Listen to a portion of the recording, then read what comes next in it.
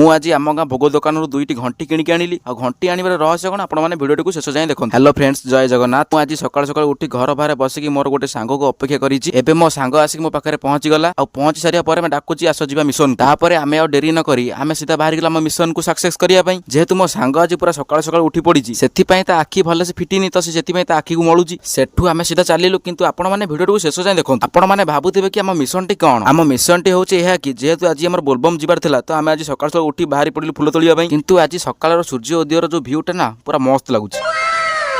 ଏବେ ଆମର ଆଡ଼େ ବହୁତ ସାରା କମ୍ପାଇନ୍ ବି ତିଆରି ହେଇଗଲାଣି, କିନ୍ତୁ ଆମେ ସେଇ ରାସ୍ତା ଦେଇ ଚାଲିଲୁ ଆମ ଫୁଲ ତୋଳିବା ପାଇଁ। ଫାଇନାଲି ଆମେ ଆସିକି ଆମ ଫୁଲ ଗଛ ପାଖରେ ପହଞ୍ଚିଗଲୁ, କିନ୍ତୁ ଆମ ଭାଗ୍ୟ ଭଲ ଯେ ଗଛରେ ଫୁଲ ଅଛି। ଆମେ ତ ଘରୁ ଭାବିଥିଲୁ କି ଝିଅ ପିଲା ତାଙ୍କ ଖୁଦୁରୁକୁଣୀ ଓଷା ପାଇଁ ଫୁଲ ତୋଳି ନେଇଯାଇଥିବୁ। ମୁଁ ଆଉ କିଛି ନ ଭାବିକି ସିଧା ଚଢ଼ିଗଲି ଗଛ ଉପରକୁ। ଗଛ ଉପରେ ଚଢ଼ିକି ମାଙ୍କଡ଼ ଭଳିଆ ଖାଲି ଏଡାଳରୁ ସେ ଡାଳକୁ ସେ ଡାଳରୁ ଏଡାଳକୁ ଖାଲି ଉଡ଼ିବାରେ ଲାଗିଲି। ତାପରେ ଆମେ ସେଠୁ ବହୁତ ସାରା ଫୁଲ ତୋଳିକି ଆମ ଅଖା ଫୁଲ କରି ଘରକୁ ଫେରିଲୁ।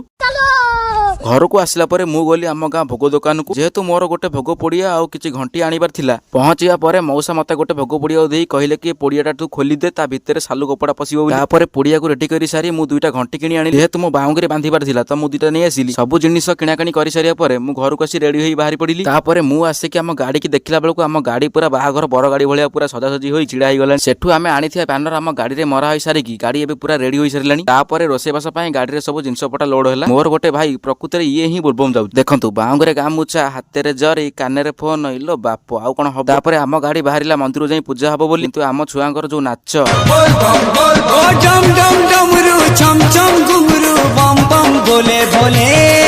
ତାପରେ ଆମେ ଆସିକି ଆମ ଗାଁ ଶ୍ରୀ ଜଗନ୍ନାଥଙ୍କ ମନ୍ଦିର ପାଖରେ ଆସି ପହଞ୍ଚିଗଲୁ। ଗାଡ଼ିକି ସେଇଠି ରଖିଦେଲୁ। ତାପରେ ନନା ଆସିକି ଆମର ଦୁଇଟା ଗାଡ଼ି ପୂଜା କରିବାରେ ଲାଗି ପଡ଼ିଲେ। ଯେହେତୁ ଆମର ଏ ବର୍ଷ ବହୁତ ପିଲା ହୋଇଛନ୍ତି, ତ ସେଥିପାଇଁ ଦୁଇଟା ଗାଡ଼ି ହୋଇଛି। ଗାଡ଼ି ପୂଜା ହୋଇସାରିବା ପରେ ଆମର ପ୍ରାୟ ପିଲା ଆସିକି ଗାଡ଼ିରେ ଚଢ଼ିଗଲେଣି, କିନ୍ତୁ ଇଏ ତାଙ୍କର ନାଚିବାରେ ବ୍ୟସ୍ତ। ଏବେ ଆମର ସବୁ ପିଲା ଆସିବା ପରେ ଆମେ ସିଧା ବାହାରିଗଲୁ ଆମ ନଈ ଘାଟକୁ। କିନ୍ତୁ ଆମ ପିଲା ଯୋଉ ଭଳିଆ ଠିଆ ହେଇଛନ୍ତି ଯେମିତି ବୁନ୍ଦିଆ ବାଣ୍ଟ ହଉଛି, ସେଇଭଳିଆ ପୁରା ଲାଇନରେ ଛିଡ଼ା ହେଇଛନ୍ତି। ଏବେ ଆମ ଗାଡ଼ି ଟିକେ ଆଗକୁ ପଳେଇଛି ବୋଲି ଏବେ ବକ୍ସ ଗାଡ଼ି ପୁରା ଷଣ୍ଢ ଭଳିଆ ମାଡ଼ି ଆସୁଛି ଆଗକୁ।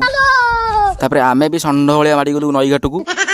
ଏବେ ଆମେ ଆସିକି ନଈଘାଟ ପାଖରେ ପହଞ୍ଚିଗଲୁ। ଆମ ପିଲା ସବୁ ଗାଡ଼ିରୁ ଓହ୍ଲେଇ ମାଡ଼ି ଚାଲିଲେ ନଈ ଘାଟକୁ ଯାଇକି ଦେଖିଲା ବେଳକୁ ନଈ ଘାଟରେ ସେଠି ଏତେ ଲୋକ ଯେ ମତେ ଲାଗିଲା କି ଆମକୁ ପାଣି ଉଠେଇବା ପାଇଁ ଜାଗା ମିଳିବ। ଆମେ ଏଠି ଆସି ଜାଗା ଖୋଜିବା ପରେ ଫାଇନାଲି ଗୋଟେ ଜାଗା ଆମକୁ ମିଳିଗଲା। ଆମ ଜାଗା ଉପରେ ଆମେ ଗୋଟେ ଦିନ ପାଇଁ ବୁକିଂ କରିଦେଲୁ। ତାପରେ ଆମ ନନା ପ୍ରଭୁଙ୍କ ମୂର୍ତ୍ତି ତିଆରି କରିଦେଲେ। ଆମେ ପାଣି ଉଠେଇ ସାରି ଆମ ରହିବା ସ୍ଥାନରେ ଆସି ପହଞ୍ଚିଗଲୁ। ପହଞ୍ଚିବାର କିଛି ସମୟ ପରେ ଆମେ ବସିଲୁ ଖାଇବା ପାଇଁ। ଖାଇବା ଆଇଟମ ଆମର ହୋଇଥିଲା ଭାତ, ଡାଲି, ଖିରି, ଖଟା, ମିକ୍ସଚର ଆଉ ତା ସାଙ୍ଗରେ ଲେମ୍ବୁ ଲଙ୍କା।